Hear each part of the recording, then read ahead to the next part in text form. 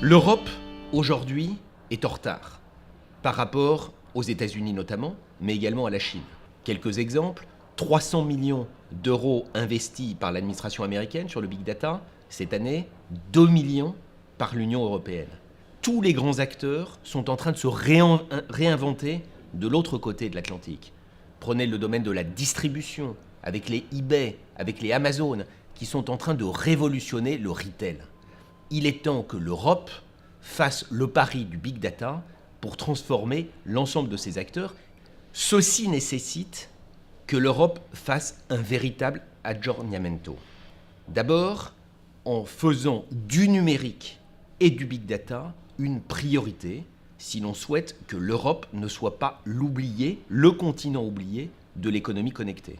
Deuxième aggiornamento, un aggiornamento en matière de concurrence, aujourd'hui encore national, à un moment où l'enjeu est européen ou mondial.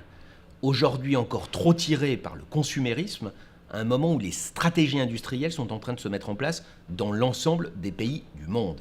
Troisième aggiornamento, c'est celui de la souveraineté numérique, qui est un enjeu majeur qu'un certain nombre de pays européens commencent à prendre en considération, comme l'Allemagne, et qu'il est absolument indispensable de mettre premier rang des priorités du nouvel agenda de la nouvelle Commission.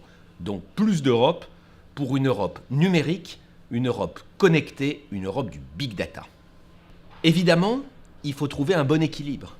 L'équilibre, d'une part, qui consiste à libérer les énergies, c'est-à-dire faire en sorte que les nouveaux modèles économiques puissent se développer, ce qui passe par les initiatives que j'indiquais au niveau européen, ce qui passe aussi par un système de taxation incitatif. On a parlé de taxer la matière première, de taxer les datas. On marche sur la tête. Il est indispensable, au contraire, de prendre des mesures qui visent à inciter le développement de ces nouveaux modèles économiques et donc de ne surtout pas taxer la matière première.